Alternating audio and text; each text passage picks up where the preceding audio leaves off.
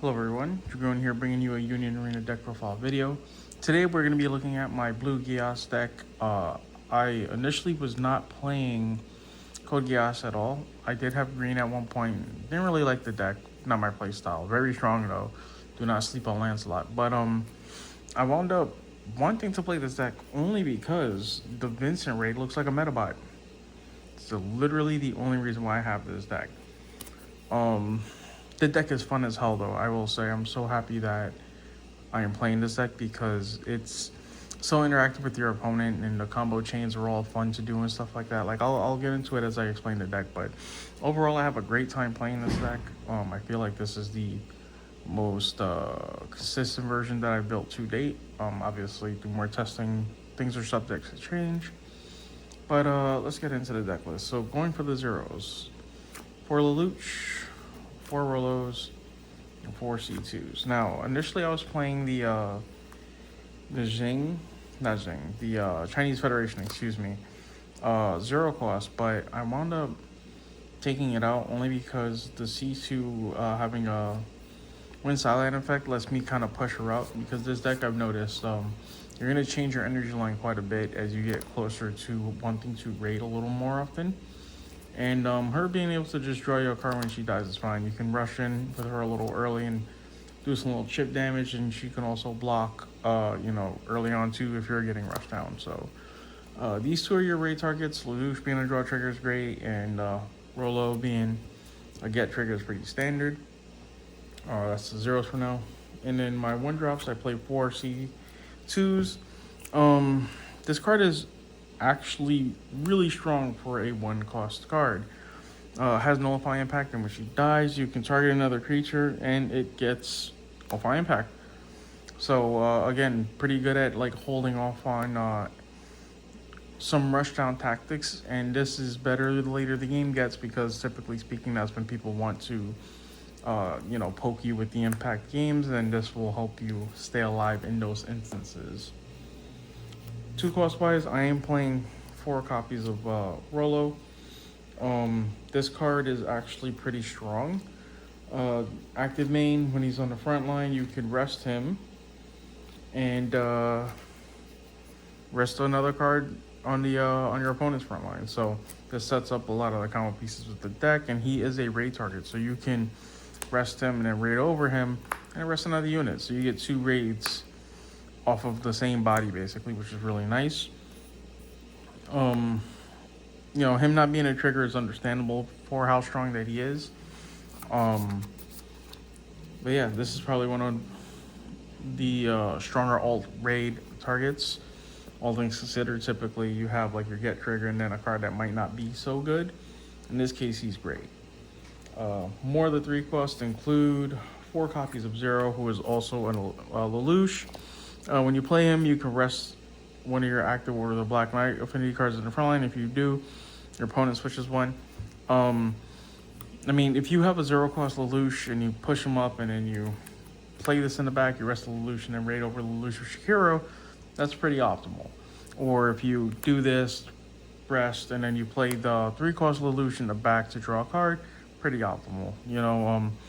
A lot of times I do wind up playing this card for just the sake of having the 2 energy gens, so I don't really use the effect, but like when he does work, it helps with the combo stringing in this deck a lot. I actually play a lot of 3 costs in this deck. Deathheart, Reed. When he's played, you look at the top part of your deck, you put it to the top or bottom, that's okay. He's really here because he's a draw trigger and he's a 2 energy gem, which is nice. A 3k body, you can't go wrong with that because he can push off a little bit of like the early game rushers and stuff like that. But he's really just here again because of the draw trigger and the 2 energy gen. 3 copies of Lelouch. I wanted to play this at 4, but honestly speaking, I don't feel like it's consistent enough to where you would get this optimal. So I played 3 because if I draw it too early, it doesn't really bother me too much. It's just energy in the back. He's a 3,500 body, which is pretty nice because he won't get beaten up by a 3k. Particularly a lot of these rushy 3k 2-drops. And when he's played, if your opponent has a resting character, You draw a card, and he's a draw trigger. So he's a nice he's a nice way to get cards from like your combo lines. But what's also good about him is that if your opponent has something resting, you play him, you draw a card, and you ring over him with Shakiro, and then Shakiro draws you an extra card. So he's a good combo piece, but he's not strong enough, obviously, by himself. And the last two costs I play are two Akatsuki's. These raid over C2 have nullify impact when they attack. Their opponent's characters in the front row with 1,000 more BP lose 500. It's really just here to help move the C2s off the back line if they're there for too long and maybe your opponent's not killing them. Then this allows her to contest and deal with certain raids. This also has nullify impact, which also protects you from the late game stuff, which is really important. And then my raids, I play 4 Shinkiros and then 4 Vincents. Shinkiro is probably the biggest threat in this deck, only because when your opponent has a resting card, you can activate his effect, and you draw a card, and this character cannot be targeted by abilities on character cards or triggers until the end of the turn. So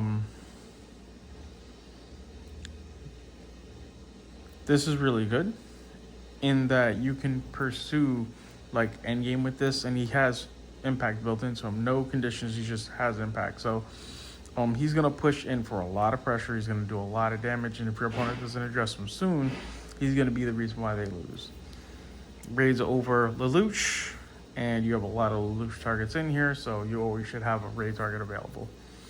And then I play 4 Vincents. So this card is pretty cool.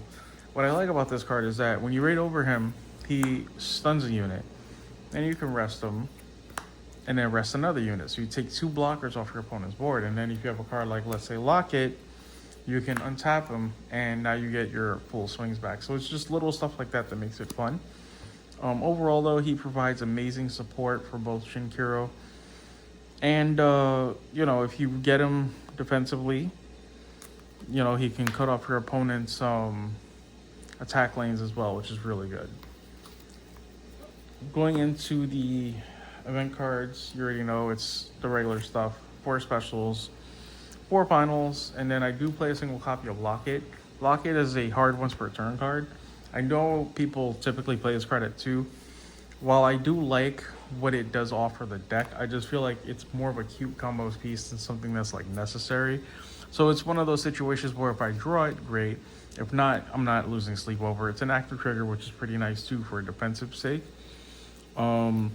This special card I do want to mention though is actually one of the most unique cards that I think has graced Union Arena, because I like special cards that have different effects than just 5k, blow it up, right? So in this case, this says choose one character card in your opponent's front line, switch it to resting. If Roll is on the field, or Vincent Roll of Fighters on the field, switch it to resting, and it stuns it essentially.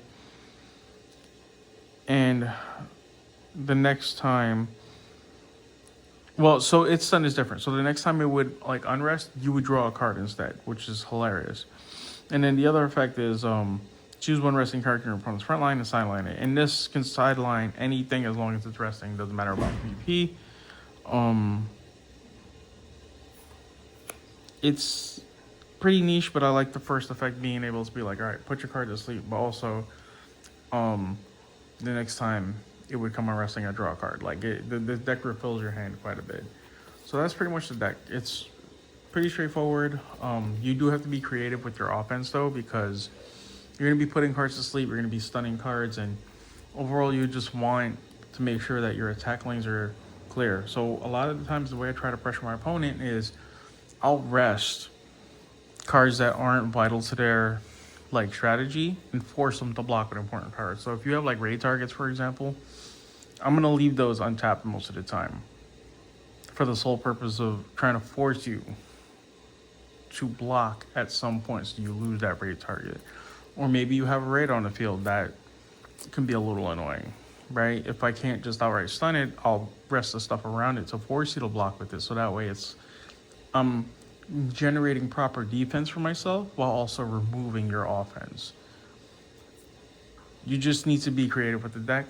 The path lines to win with this deck are not always just I swing like a monkey and win. Like your decisions, the micromanaging of like how your opponent blocks and stuff like that. Like for people that like to play like a more expanded strategy, this deck is great. And like, come on, the main raid looks like a Medabot.